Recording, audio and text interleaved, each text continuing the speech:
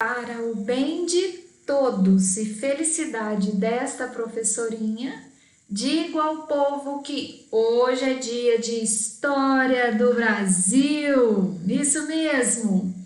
Precisamente a penúltima fase da nossa história. Nós estamos hoje na fase republicana e hoje, na videoaula de agora, nós vamos estudar uma das subfases, uma das etapas do Brasil Império, precisamente a fase que começa em 1831 e vai até 1840. Esse período do Brasil Império é conhecido como período regencial ou apenas regências. Isso mesmo. 1831 vai começar e 1840 vai terminar. Então, veja que são mais 9 anos. O primeiro reinado, que ficou imediatamente antes, do período regencial, também durou 9 anos. O período regencial vai durar 9 e o próximo período, o segundo reinado, vai durar 49. Aqui, no meu slide capa do período regencial, eu trago uma pintura do senhor Aurélio de Figueiredo com a cena, a representação da cena que causou o início do período regencial. Você vê Dom Pedro entregando a sua carta de renúncia, de abdicação, melhor dizendo. Você vê aqui Dom Pedrinho, loirinho, fofinho, com 5 aninhos sentado. E enquanto esse que é o futuro herdeiro, que é o legítimo herdeiro desse que está entregando a carta de abdicação, cresce, o país será governado por regentes. Então, por conta dessa cena que retrata a abdicação de Dom Pedro I, vai começar o período regencial no Brasil. Vamos lá? O período regencial pode ser subdividido em 4 etapas. Veja bem, eu vou começar em 1831 com a regência trina provisório. O próprio nome está te dando uma dica do que se trata, 3 regentes assumem provisoriamente. O senhor Nicolau, o senhor José e o senhor Francisco vão assumir o Brasil para não deixá-lo sem governante, já que a carta de Dom Pedro chegou e meio que ninguém esperava isso. Ou esperavam, mas foi de repente. No mesmo ano, poucos meses depois, ainda em 1831, a trina provisória é substituída pela trina permanente. Então, agora vão ser 4 anos seguidos de governo bonitinho do senhor José, do senhor João, do senhor Francisco, que continuou, Eles vão governar de maneira constitucional, permanente, cumprindo um mandato de 4 anos, conforme ordenava a Constituição de 1824. Em 1835, por conta de uma alteração que nós veremos na sequência na Constituição de 1824, os 3 regentes são substituídos por um só, e então começa a regência una de Diogo Antônio Feijó, que vai durar apenas 2 anos, deveria durar 4, assim como a permanente, mas o Feijó renunciou. Veremos os motivos daqui a pouco. E então começa a última etapa do período regencial. Em 1837, começa a regência una de Araújo Lima, senhor Pedro de Araújo Lima, que também deveria ir até inteirar 4 anos de mandato. No entanto, um pouco antes, em 1840, acontece o famoso golpe da maioridade. Então, veja, a regência no Brasil começa com a abdicação de Dom Pedro e termina com o golpe da maioridade. Eu só estou te passando um panorama geral, as subfases, do período regencial, mas nós vamos perseguir agora, ao longo dessa videoaula, cada uma dessas etapas e ver nos seus pormenores o que é que de fato aconteceu. Vamos lá, comecemos. começar, antes de ir para a regência trina provisória, eu quero trazer uma discussão mais historiográfica sobre regências. E quando a gente fala de historiografia, nós estamos falando da escrita da história, né? Como um determinado período histórico, como um determinado passado, algum fato do passado foi estudado, foi interpretado, foi lido, foi contado. A princípio, nós temos uma historiografia do período regencial que chamou esse período de um período anárquico, um período em que houve muita anarquia, no sentido negativo da palavra. Está entre aspas, não por acaso, assim como república está entre aspas, não por acaso. O sentido da palavra anarquia, que é até polêmico, alguns não vão gostar desse sentido, mas é no sentido de desordem, de falta de um governo, no que se refere à falta do rei. O governo existe, os regentes têm o papel de governar. No entanto, a figura de mais respeito, poderíamos dizer assim, que seria a figura do rei, não existe, né? Dom Pedrinho, que é o legítimo herdeiro, é apenas uma criança. Então, a falta da figura real é encarado como um período de falta de autoridade, falta de ordem, de bagunça, portanto, um período de anarquia. Mais adiante, outros trabalhos, outros historiadores propuseram uma nova leitura do mesmo período. Então, uma outra escrita desse período que considerou que ele se pareceu muito mais como uma república, não no sentido exato que talvez veio na sua cabeça agora, né? A gente teve um presidente, Jeane, a gente teve não exatamente o que nós vivemos hoje, em 2020, no Brasil.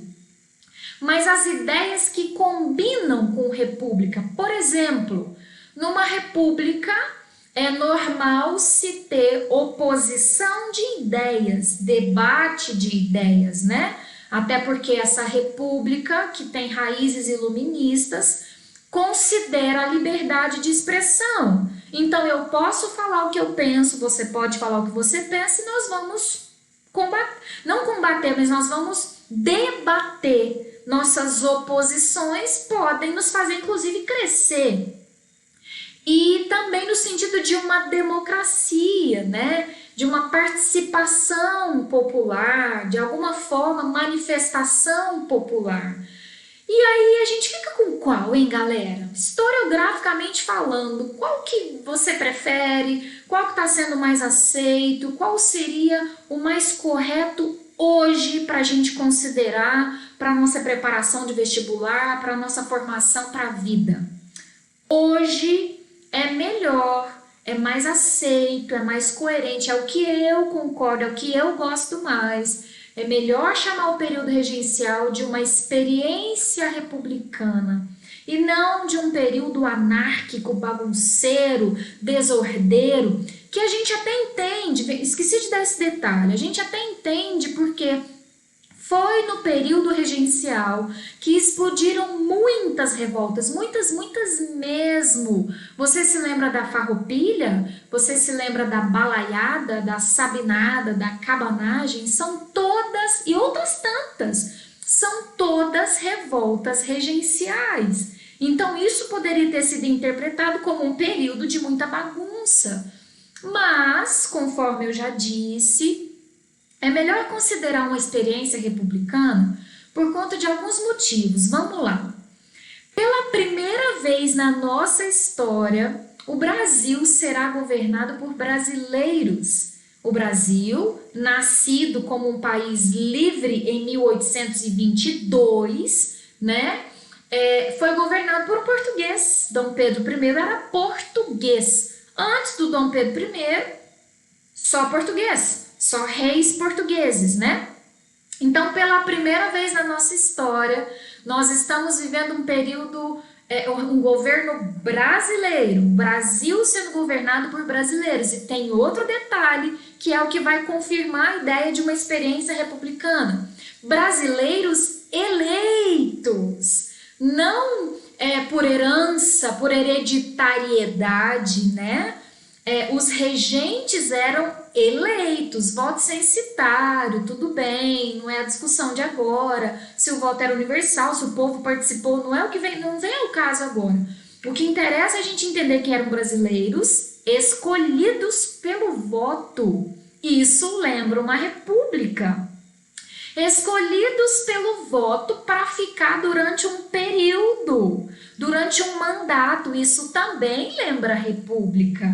Não era para a vida inteira, como um rei ficava até que ele abdicasse ou então até que ele morresse. Não, tem prazo de validade. 4 anos de mandato e novas eleições. Isso lembra uma república. E por fim, você vai acompanhar comigo, por isso que é legal essa discussão logo no início, você vai acompanhar que o período regencial foi quente, politicamente falando, muitas ideias na mesa, muitas cartas jogadas na mesa do jogo político, uns defendendo uma coisa, outros defendendo o oposto, e esse debate vai acontecer não só na mesa política, mas nas ruas. É por isso que se tem as muitas revoltas, porque muitos projetos estão em discussão. E isso também lembra república, liberdade de expressão, poder pedir, poder solicitar, reivindicar alguma coisa. Então, se você for colocado diante de uma questão aberta, por exemplo, que você saiba explicar o significado de anarquia, mas que você defenda que hoje é mais coerente, mais aceito chamar o período regencial como uma experiência republicana, não como uma experiência anárquica. Agora sim, vamos perseguir cada etapazinha dessa aqui até se encerrar o período regencial. A regência trina provisória, eu já disse, vou repetir, é a organização rápida e provisória que se faz diante da notícia da abdicação do Dom Pedro. O Brasil não poderia ficar desgovernado. E a Constituição de 1824 já determinava que, na ausência do rei, mesmo se fosse uma ausência temporária, né, 3 regentes governariam até o retorno da normalidade. O rei está ausente, o rei abdicou e foi embora, Dom Pedro I. O rei legítimo herdeiro é uma criança. Então, conforme a Constituição, então eles não inventaram essa solução, tá? Essa solução já estava prevista em lei. Qualquer Constituição prevê a ausência do governante. Se faltar o presidente X, vai assumir o vice, vai assumir o presidente da Câmara, ok? Todas as constituições têm essa previsão. A de 1824 previa que 3 regentes governariam. Como eu disse, a notícia pegou de surpresa, a Assembleia estava inclusive de recesso, porque senão a eleição já poderia ter sido realizada, né? Mas a Assembleia estava em recesso. E aí, até que a eleição dos 3 regentes acontecesse, 3 regentes, 3 pessoas, 3 deputados, 3 pessoas ligadas à política se manifestam para governar o país interinamente, provisoriamente, até que a eleição fosse realizada e os 3 regentes governassem de maneira permanente. E aí, a regência triana provisória, então, durou apenas alguns meses, até que a Assembleia voltasse, até que a eleição se realizasse. E nesses 3 meses, eles não tiveram muita coisa para fazer, nem muito tempo, né? O máximo que eles fizeram foi anistiar presos políticos. Opa, parece uma coisa boba, mas já significa alguma coisa. Em tempos de primeiro reinado, você tem muita gente que era presa por falar mal do Dom Pedro. Lembra que Dom Pedro não gostava muito disso, né? Dizem que até mandou matar o jornalista, lembra disso? Que falava mal dele. Então era normal acontecerem prisões políticas. E aí, agora não faz mais sentido manter essas pessoas presas, já que o Dom Pedro foi embora. Então, anistia presos políticos. Nesses 3 meses da trina provisória, a única ação, assim, uma das poucas ações dos regentes da provisória foi isso. anistiar presos políticos e convocar as eleições. As eleições, então, são convocadas, elas acontecem, elas elegem 3 regentes, os nomes estão lá, não gravei, não sei falar aqui de cor, mas os nomes estavam lá naquele meu slide. Aqueles 3 regentes agora, então, vão assumir legalmente, constitucionalmente, e vão governar pelos próximos 4 anos. Agora sim, sobre a regência trina permanente, eu vou trazer uma lista de coisas que eles fizeram, que essa regência fez. Afinal de contas, são 4 anos de governo, então vai dar tempo de fazer alguma coisa. Antes de listar, eu preciso te dar o cenário que essa regência trina permanente começa, encara no Brasil. O cenário político é de uma fragmentação partidária. Isso é até meio óbvio. Se eu comecei te contando que o debate político é muito presente no período regencial, isso significa que tem ideias diferentes. E para ter ideias diferentes, eu tenho grupos diferentes, partidos diferentes, preferências diferentes, né? Então, entenda primeiro o quadro, o clima político, para depois a gente ir para as realizações da regência trina permanente. Primeiro vamos lembrar, lá no primeiro reinado eu tenho basicamente 2 grupos que debatiam, que não se gostavam muito não. O grupo português e o grupo brasileiro. Só vou te lembrar um acontecimento. O grupo português fez a festinha para receber Dom Pedro. O grupo brasileiro boicotou a festinha na noite das garrafadas, lembra?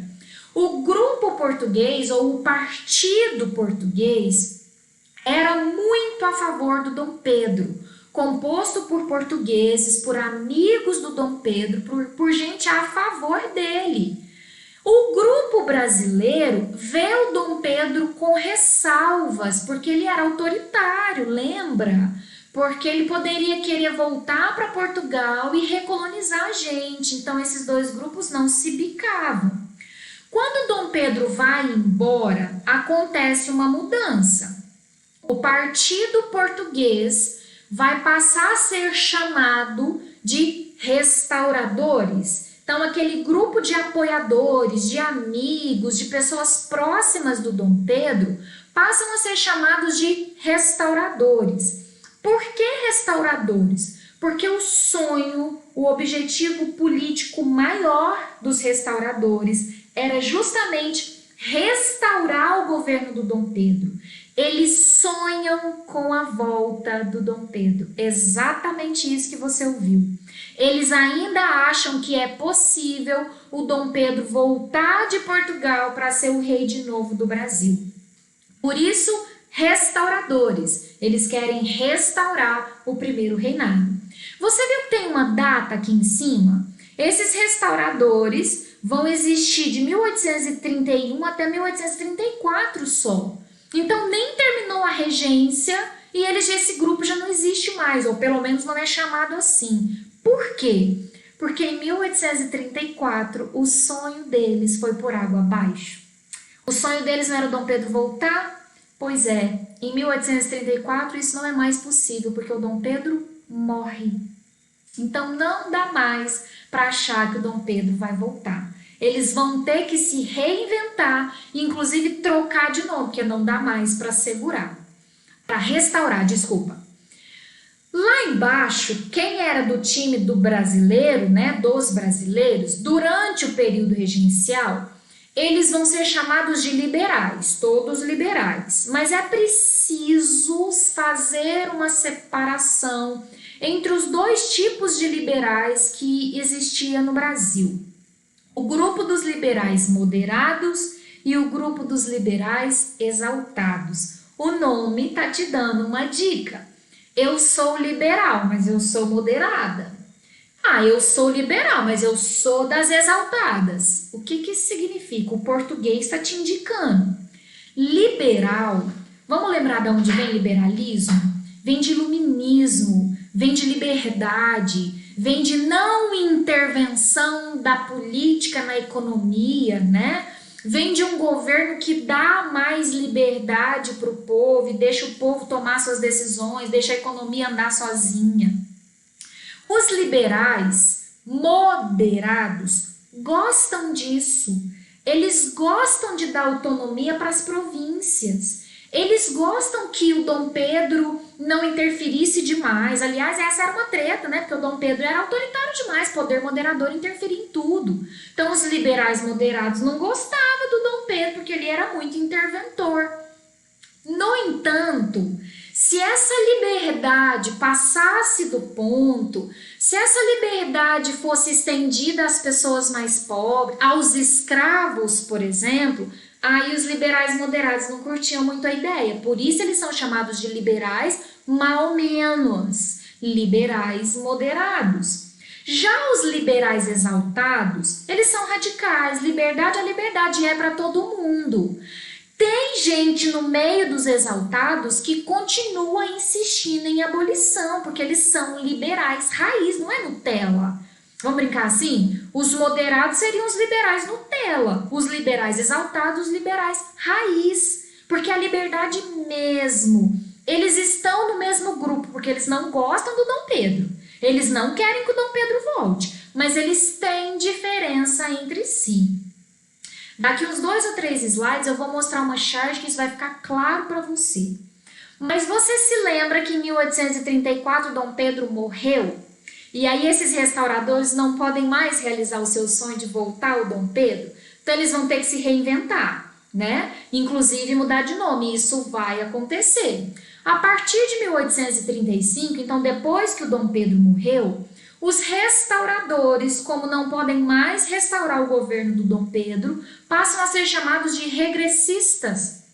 Eles querem regredir ao funcionamento do primeiro reinado. Eles querem autoridade, eles querem muita ordem, eles querem sossego.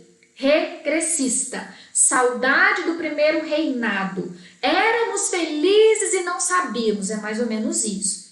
A galera aqui de baixo, em oposição aos regressistas, vão ser chamados de progressistas. Óbvio, né, gente? Se os conservadores lá de cima, se os amigão do Dom Pedro quer voltar no passado, os liberais não, eles querem continuar para frente.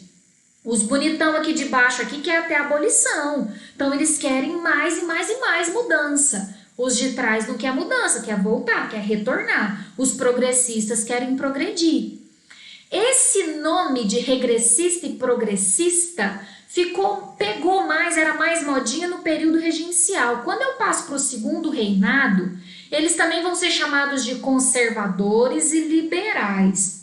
Eu acabei esquecendo de fazer um comentário aqui, por isso que está meio fora da ordem. Mas essa setinha que apareceu significa que muitos desses moderados, que eu disse para vocês que eles são os Nutella, não são os raiz, eles têm medo da liberdade em excesso, eles gostam de liberdade, mas só para eles. Não dá liberdade para as classes baixas, não. Não radicaliza as mudanças, não.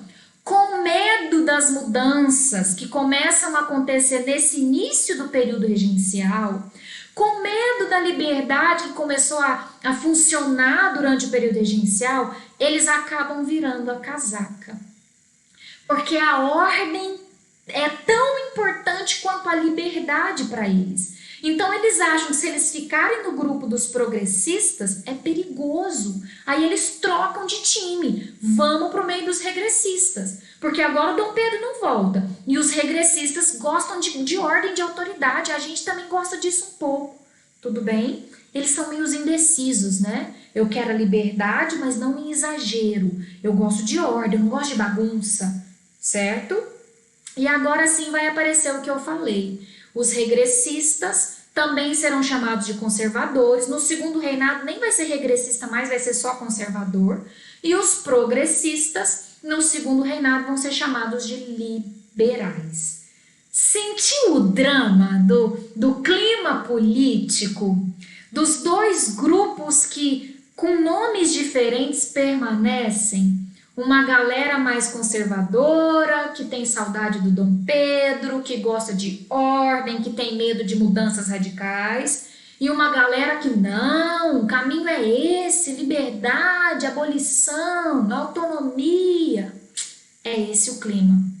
E lembre-se, sem a autoridade do rei, sem o gato para vigiar os ratos. É bem isso. Pensa assim, o gato, a figura do rei não está lá. Então, de alguma forma, nesse Brasil que tende a respeitar essa autoridade estipulada lá em cima, sagrada, esse rei está lá crescendo, está lá estudando política ainda, é um adolescente. Então, essa ausência da figura do rei vai acabar causando esse debate todo aqui, esse alvoroço todo.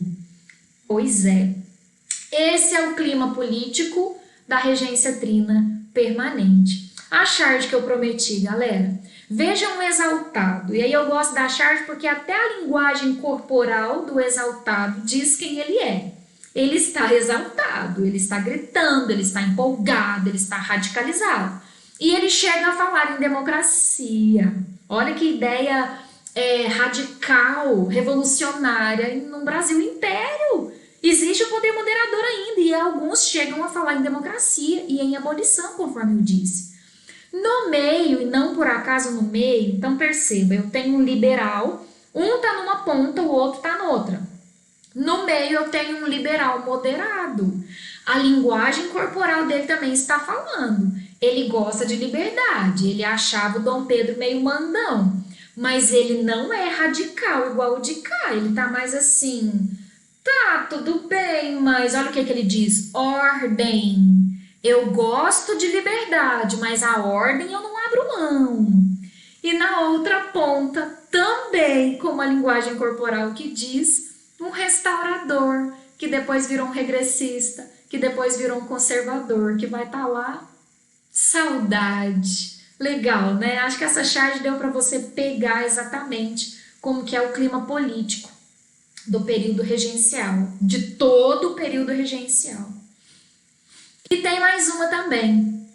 Vemos aqui um homem batendo num escravo. Então, veja, o escravo está aqui até naqueles instrumentos de tortura mesmo, né? Com as mãos fechadas aqui e tomando chibatadas no bumbum, nas costas. E aí eu tenho dois homens aqui que pela roupa, né? Até ele está sendo atendido, ele está sendo refrescado por outro escravo. Esses dois homens parecem ser da alta classe, da classe alta, da elite. E eles estão dizendo, não permitiremos a volta dos tiranos opressores do povo brasileiro. Veja que ele é um liberal. Eles não gostam de tirania, de ditadura. Então ele está falando do Dom Pedro, nós não vamos deixar o Dom Pedro voltar não, Deus me livre. Mas ele está vendo uma cena do povo brasileiro, um escravo sendo oprimido. E o outro coleguinha responde, agora somos um país moderno liberal. Esses dois mocinhos seriam o liberal moderado. Querem liberdade, não gostam do autoritarismo do Dom Pedro, mas olham para a escravidão e acham que tudo bem. Esse é o liberalismo do Brasil. É possível um liberal desse jeito, só no Brasil, coisas de Brasil, né? Ele não acha que é contradição o que ele está dizendo, na cabeça dele tá tudo bem. Então vamos lá, agora sim para as atitudes, para as ações e realizações da regência trina permanente. A regência trina permanente, composta por 3 regentes, esses regentes aqui vão governar, mas a gente tem que destacar a ação, o destaque mesmo, o aparecimento, vamos dizer assim, né, do senhor Feijó, do padre Feijó, esse mesmo que vai ser regente uno daqui a pouco, o mesmo. Ele começa a ganhar fama durante a regência trina permanente, quando ele tinha o cargo de ministro da Justiça. E você sabe por que ele vai ganhar fama? Ele vai dar muitas ideias para os regentes, claro, e muitas ideias vão ser colocadas em prática, mas ele vai ser meio que o responsável por combater as muitas revoltas. Como ministro da Justiça, é ele que vai combater as rebeliões, então ele acaba ganhando fama. Por isso que quando a eleição de 1835 acontece, é ele que vai ser eleito como regente uno, primeiro regente uno. Só um comentário, né? Um adendo. Agora sim, realização da regência trina permanente. Muito importante. O que cai de regência trina permanente no vestibular é isso aqui. Isso aqui mais outra coisinha, mas isso aqui, muito importante. Logo no início, em 1831, É criada até por um conselho, uma ideia que o ministro da Justiça gostou, aprovou. É criada a Guarda Nacional. O que é a Guarda Nacional? Uma milícia, um grupo de pessoas armadas. Milícia é isso, né, galera? Um grupo de pessoas armadas. Localmente, então em cada cidadezinha, ou se não em cada cidadezinha, em cada região, né? Vamos pensar uma cidade maior que acaba liderando as cidades menores no entorno. Então, localmente, regionalmente, para reprimir as revoltas que estão começando a explodir, e são muitas.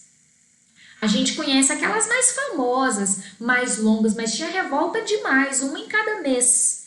E aí, para reprimir essas muitas revoltas, a Regência Trina Permanente cria a Guarda Nacional.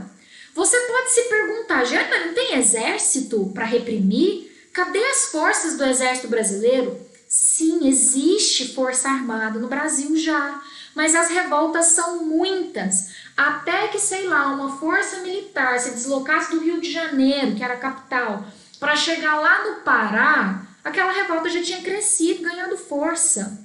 Repare que agora eu vou ter um grupo armado localmente. Então a reação para reprimir essa revolta seria mais rápido, mais eficiente. Por isso a Guarda Nacional é criada.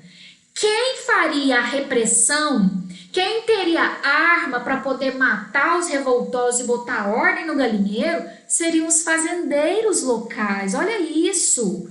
Esses fazendeiros, por conta da criação da Guarda Nacional, passam inclusive a ser chamados de coronéis, até porque eles ganham esse título de coronel. O que é o título de coronel, gente? Faz parte das patentes das Forças Armadas. O cara tem que ficar um tempão servindo o exército, servindo as Forças Armadas para chegar na patente de coronel. Com a criação da Guarda Nacional, os fazendeiros simplesmente ganharam. É por isso que por muito tempo no Brasil os fazendeiros eram chamados de coronéis. Eles nunca tinham servido o exército, mas ganharam essa patente. Aqui está a explicação. Isso vai durar, essa coisa de chamar o fazendeiro de coronel, vai durar até a República. Olha isso, o segundo reinado já até acabou. Nem existe mais rei no Brasil, mas os fazendeiros são chamados de coronéis. É isso, a raiz está aqui, na criação da Guarda Nacional para reprimir as revoltas do período regencial. E aí uma pergunta sobre a criação da Guarda Nacional, uma discussão um pouquinho mais profunda aqui. Você considera que a Guarda Nacional agradou os liberais, aqueles que falavam em liberdade, mais radicais, ou agradou mais os ex-amiguinhos do Dom Pedro, os conservadores? A Guarda Nacional, por si só, ela tem uma carinha mais liberal ou tem uma carinha mais conservadora? Será que poderia ser as duas coisas? Ela é liberal quando ela tira poder de repressão do centro, do poder imperial, da mão dos regentes, da mão do exército e põe na mão de pessoas comuns. Liberalismo combina com isso. Quando eu tiro o poder do rei e dou poder para o deputado, quando eu descentralizo, essa é a palavra. E a Guarda Nacional é uma forma de descentralização, sim, concorda? Agora a repressão não é função centralizada do exército, agora é função descentralizada das milícias locais. Pensa o tanto que esses fazendeiros não ficaram se achando. É liberal. Mas, ao mesmo tempo, ela é conservadora, porque ela está reprimindo manifestações populares ou até de elite, pedindo mudanças. Depois a gente estuda todas as revoltas para você ver o que está sendo combatido, o que está sendo reprimido. Mas, basicamente, pedidos de mudança. E esses pedidos estão sendo reprimidos. Então, olha que maluco, é contraditório mesmo, mas é isso. A Guarda Nacional é liberal, mas ela tem uma pitada de conservadorismo, ok? Mais uma realização da Regência Trina Permanente. Em 1832, o Código de Processo Criminal foi alterado. Veja bem, alterado, não criado. O código já existia, foi feito junto com a Constituição de 1824, mas os regentes trinos permanentes acharam por bem criar as figuras dos juízes de paz eleitos localmente. De novo, uma atitude liberal da regência trina permanente. Veja bem, juízes de paz no antigo código eram nomeados pelo poder central, pelo Rio de Janeiro, pelo rei, né? Agora, os juízes de paz são eleitos na cidadezinha, localmente. Eu estou tirando o poder do Rio de Janeiro e levando para a localidade. Isso é liberar. Isso é descentralizar. Mais uma atitude: criação ou liberação do habeas corpus. Habeas corpus é aquela estratégia, aquele instrumento jurídico que não deixa uma pessoa ser presa sem antes estar comprovado que ela realmente deve, que ela fez alguma coisa errada. A pessoa responde em liberdade até que se prove que ela não é inocente. Não tinha isso no Código de Processo Criminal. Por isso que no primeiro reinado as pessoas eram presas por falar mal do Dom Pedro. Às vezes nem tinha falado. Eram levados, presos inocentemente. O habeas corpus vem para impedir esse tipo de prisão arbitrária. Ok? Perceba que a regência trina permanente está numa vibe muito liberal. A Guarda Nacional tem sim uma pitada de conservadorismo, mas ela tem muito de liberalismo. E ela tem mais ainda quando ela altera o Código de Processo Criminal, certo? E outro assunto, a Guarda Nacional cai, galera, muito em vestibular, mas o ato adicional disputa. Já no finalzinho da regência trina permanente, o famoso ato adicional de 1834. O que foi o ato adicional? O nome está te indicando. Eu gosto de frisar, de insistir que o português te ajuda a estudar história. Um ato de adição. Então, eu estou adicionando alguma coisa em alguma coisa. Eu estou adicionando ou alterando algumas cositas na Constituição de 1824. É uma emenda. O ato adicional é uma emenda, né? Um concertinho, umas adiçõezinhas na nossa primeira Constituição. Quais adições, Giane? Essa listinha. O ato adicional que a regência trina permanente fez aprovou que ao invés de 3 regentes, o próximo seria um só. Por isso que você já tem no próximo, depois da trina permanente, o Feijó como regente uno. O ato adicional aprovou a suspensão do Conselho de Estado. Lembra do Conselho de Estado? Aqueles amiguinhos do Dom Pedro que ajudaram ele a fazer a Constituição de 1824, eles ainda estavam lá, mesmo com Dom Pedro tendo ido embora. O que o ato adicional fez? Suspendeu esse órgão. Vocês, cuidado, presta atenção na palavra que eu estou usando. Não é extinção, é suspensão. É tipo deixar em stand-by. Vocês podem ir embora, vai com Deus, beijo, me liga. Se a gente precisar, a gente chama de novo, tá? Mas por enquanto não precisa vir trabalhar não, viu, meu filho? É isso. Suspensão é vai, não precisa vir, depois a gente decide. Suspensão do poder moderador. Insisto, porque isso também é pega de vestibular. Não é extinção, é suspender, é stand-by. Deixa desligadinho, depois a gente liga de novo. E vai ser ligado. Quando Dom Pedro II voltar, vai voltar, tá? Por isso que é só suspensão. E deixa eu já analisar aqui. É por conta dessa suspensão que tem estudioso, tem historiador que vai ver de novo uma pitada de conservadorismo no ato adicional. A regência trina permanente tá meio liberalzinha, né? Tá meio revolucionáriazinha, mas ela não tá fazendo coisas radicais, ela não extinguiu o Conselho de Estado, ela não extinguiu o poder moderador, ela apenas suspendeu. Isso seria medo? Isso seria o quê, né? Conservadorismo. Assim como a manutenção do Senado vitalício. Alguns senadores, desde o primeiro reinado, eram nomeados e não eleitos e ficavam lá a vida inteira. Passava a eleição, voltava a eleição, terminava a eleição, vinha outra eleição e os senadores estão lá porque eles têm mandato vitalício. Isso é conservadorismo. Eu só mantive esse Senado. Já que você é um liberal, você não deveria gostar de vitaliciedade. Liberal gosta de eleição, então manda esses senadores vitalícios embora, acaba com isso. E eles não acabaram. Por isso que tem gente que vê pitadas de conservadorismo no ato adicional. No entanto, quando eu vou para esse último conserto, esse último adendo que o ato adicional faz à Constituição de 1824, aí eu vejo uma boa dose, aí não é só uma pitada não.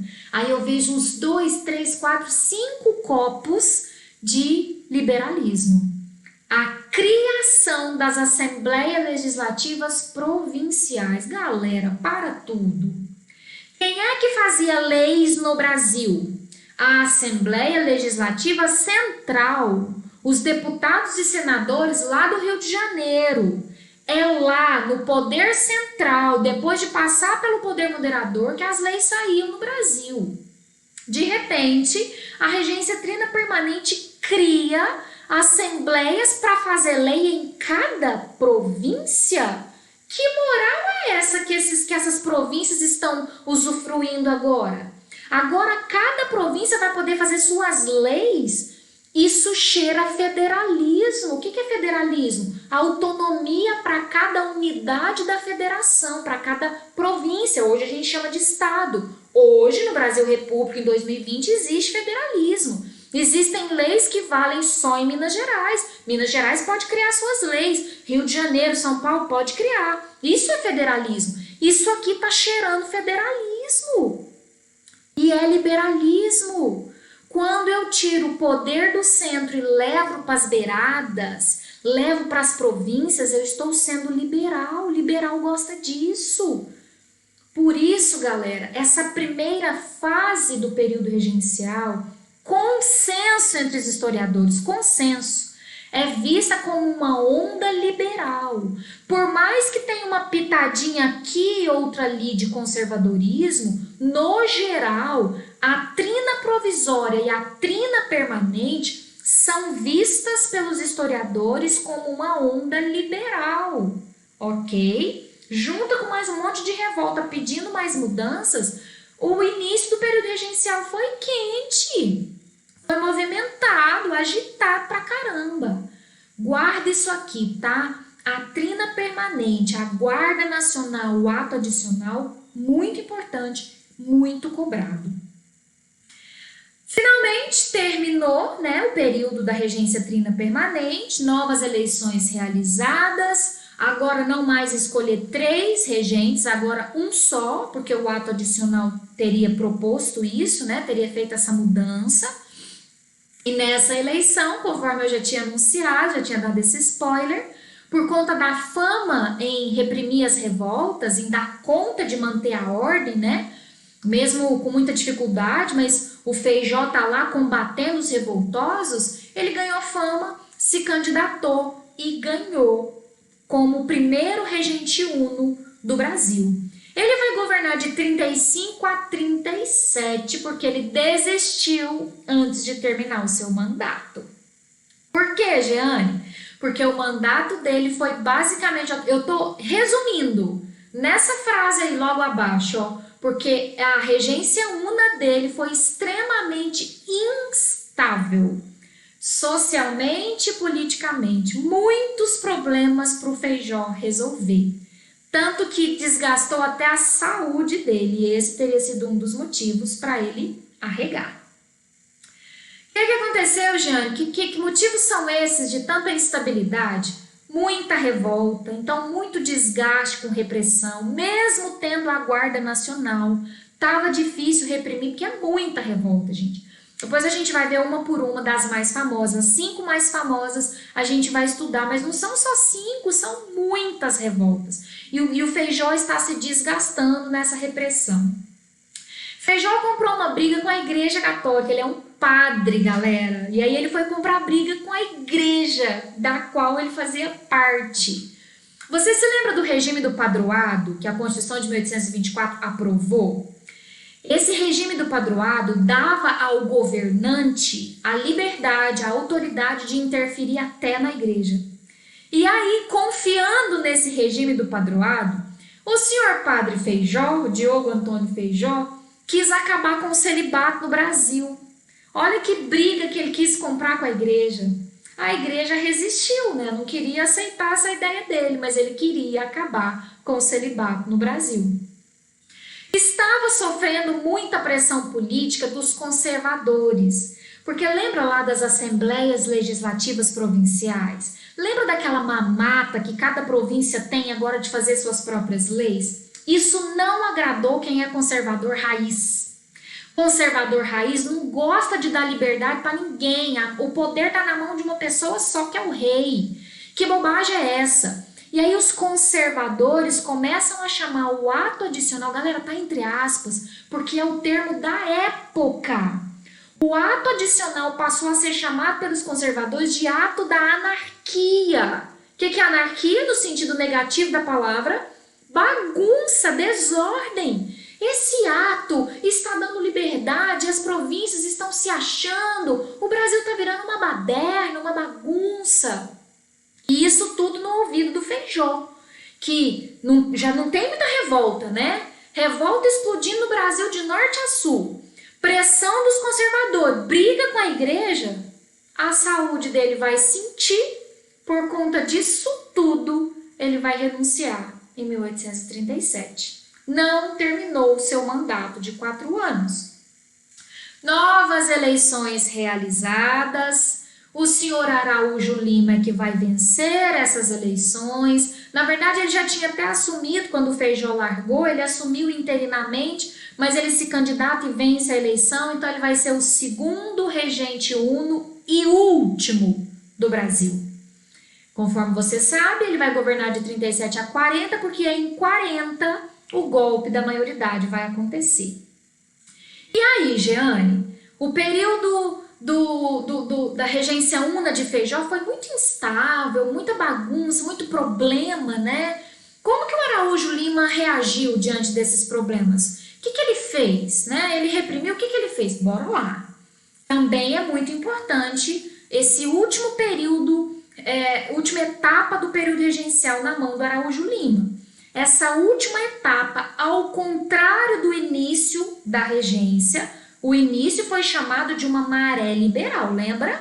Uma onda liberal. A permanente foi muito liberal.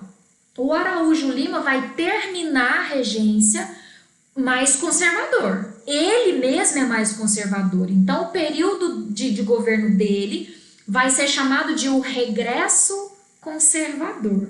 Ele vai voltar lá nos tempos de primeiro reinado para manter a ordem, para agradar os conservadores. O que ele faz para isso? Continua reprimindo as revoltas, não pode parar, porque são muitas e elas duram. Pressão política dos conservadores, que ele, sendo um conservador, ele vai ter que atender.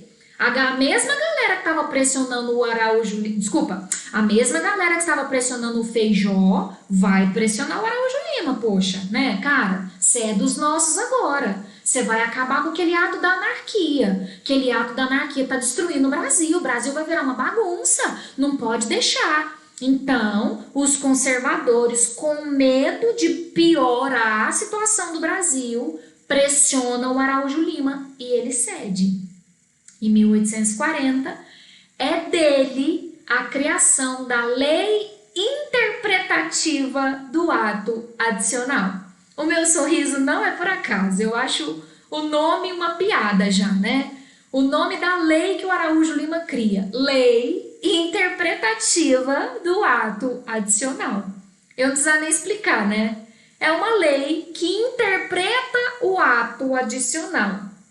Veja, essa lei impunha limites ao ato adicional, deixava as assembleias legislativas provinciais continuarem a existir, mas restringia a atitude, a ação delas. Exemplo, as assembleias poderiam continuar escrevendo leis, mas essas leis só vigorariam depois que passasse pelo poder central do Araújo Lima. Então, veja, as leis criadas nas assembleias legislativas provinciais poderiam ser impedidas pelo poder central, pelo poder regencial. Poderiam ser limitadas, restringidas, proibidas. Agora veja a inteligência do Araújo Lima. Ele é um conservador, veja bem, ele é um conservador. E ele vai tentar atender ao grupo dele, o grupo dos conservadores. Ele poderia muito bem chegar e falar: o ato adicional está anulado, rasguei, joguei no lixo, não existe mais. Só que se ele faz isso, ele compra briga com os liberais.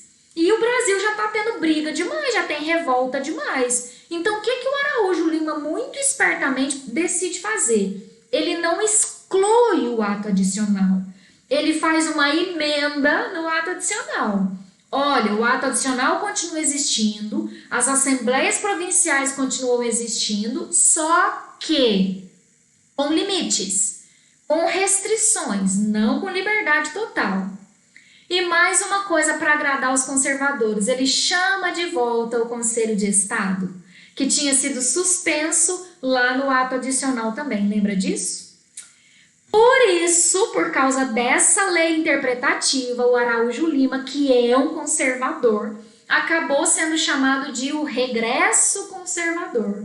Essa fase, essa última fase do período regencial, contrasta com o início, porque no início foi liberal, agora o final está sendo conservador. No mesmo ano da lei interpretativa, que não agradou os liberais, galera, os liberais não gostaram da lei interpretativa. Pensa a galera lá das províncias que estava amando fazer suas próprias leis, que estava curtindo essa autonomia, essa liberdade, de repente tem que passar de novo pelo poder central, eles não curtiram isso. E aí eles vão reagir. Sabe como que eles reagem ao Araújo Lima? Vamos depor o Araújo Lima, tira ele de lá. Não, não exatamente isso. Vamos antecipar a ascensão do nosso reizinho? Ele não tem 18 anos, não, faz as contas. Em 31 ele tinha 5. Em 1840, então 5 mais 9, ele tem 14. Ele tem 14 anos, mas ele está estudando tem um tempão, ele já é um mocinho, a gente acha que ele dá conta. Vamos chamar ele para assumir antes da hora, porque aí esse Araújo Lima vaza de uma vez? Essa é a estratégia. O Clube da Maioridade, organizado pelos liberais para contrapor o Araújo Lima, para tirar o Araújo Lima de lá o mais rápido possível, propunha o projeto, propunha a ideia de que o Dom Pedro subisse no trono antes da sua maioridade. Eles não queriam esperar mais 4 anos, que ele suba com 14 anos. Sabe o que eles fazem? Começam a se movimentar em torno dessa ideia, desse projeto, desse clubinho, clubinho da maioridade mesmo. Conversam com o Dom Pedro e o Dom Pedro teria dito: pode fazer, pode marcar. Dom Pedro, nós vamos marcar para dezembro. Isso era tipo meio do ano, metade de 1840. Dom Pedro, então nós vamos marcar a sua ascensão para dezembro desse ano. Dom Pedro teria dito: pode marcar para a semana que vem. Dom Pedro II, um menino de 14 anos, mas muito estudioso, um intelectualzinho, fofo, lindo, loiro, aceita a proposta e a sua maioridade é antecipada com o apoio do Dom Pedrinho e o desejo do Dom Pedrinho. Ele quis subir ao poder antes da hora. Foi com o apoio e desejo dele. E aí, quando Dom Pedro sobe ao poder, apoiado pelos liberais que se organizaram para tirar o Araújo Lima, quando Dom Pedro sobe ao poder, começa o segundo reinado e termina o período regencial. Eu só preciso discutir mais 2 coisas antes da gente finalizar. Volta aqui. Primeiro, o uso da palavra golpe. Por que a gente não fala antecipação da maioridade, que parece mais light, Porque golpe é tudo que vai contra a Constituição. E a Constituição que vigorava nesse tempo era a Constituição de 1824, que estabelecia que a maioridade seria aos 18 anos. Então eu estou indo contra a Constituição, por isso é um golpe. Só que é um golpe com o apoio do dono da bola, do dono da coisa toda, que é o Dom Pedro II. Então, não deixa de ser golpe, mas deu certo porque o Dom Pedro realmente é o herdeiro legítimo. Segundo, talvez você está se perguntando o seguinte: Jane, mas o Araújo Lima e os conservadores não poderiam achar ruim do Dom Pedro subir no poder? Galera, lembra de uma coisa? Conservador gosta de rei. Conservador queria o retorno do Dom Pedro I. Conservador gosta de poder moderador. E agora, quando o Dom Pedro voltar, o poder moderador vai voltar junto com ele. Conservador gosta de autoridade, da figura do gato governando os ratos. Conservador é isso. Então, por que o Araújo Lima e os coleguinhas dele iam se opor à chegada, à antecipação da maioridade do Dom Pedro? Não, eles acharam legal. Conservador gosta de rei, de autoridade, de ordem. Segundo motivo, né? Segundo motivo, não, é mais uma discussão para fechar. Agora é para fechar mesmo. Eu falei que ia ser só duas coisas e acabou sendo três. A primeira foi o motivo da palavra golpe. A segunda foi por que os conservadores não foram contra o projeto dos liberais. E a terceira e a mais esquisita, bem coisa de Brasil, é a seguinte: como assim liberais que nem são muito ligados na figura do rei, concorda? Liberal fala em república, liberal fala em voto universal, fala em abolição, fala em democracia. Isso combina com liberal. Mas no Brasil são os liberais e não os conservadores que estão pedindo a chegada do Dom Pedro. Galera, é muito esquisito isso, é muito fora de ordem, é muito fora da coerência. Liberal pediria presidente, pediria eleição, pediria liberdade. Mas no Brasil, os liberais estão pedindo o rei. É isso mesmo. O que é que explica essa contradição, né? Liberais pedindo rei? Explica-se essa contradição pelo regresso conservador do Araújo Lima. Era melhor a autoridade do rei, era melhor o poder moderador de volta do que o Araújo Lima continuar nesse regresso conservador e acabar com as nossas conquistas, e acabar com o Brasil e tirar todas as nossas liberdades. Que o Dom Pedro venha mesmo, melhor ele, dos males o menor. É isso. Coisas de Brasil. Só no Brasil a gente vê isso, né? Por isso que eu sempre começo falando na minha aula de História do Brasil, que para o bem de todos. Tá vendo como é bom ver a história do Brasil? Olhando para o passado, a gente compreende muita coisa do presente, né? Muito obrigada por ter ficado até aqui. Beijo para você e até a próxima.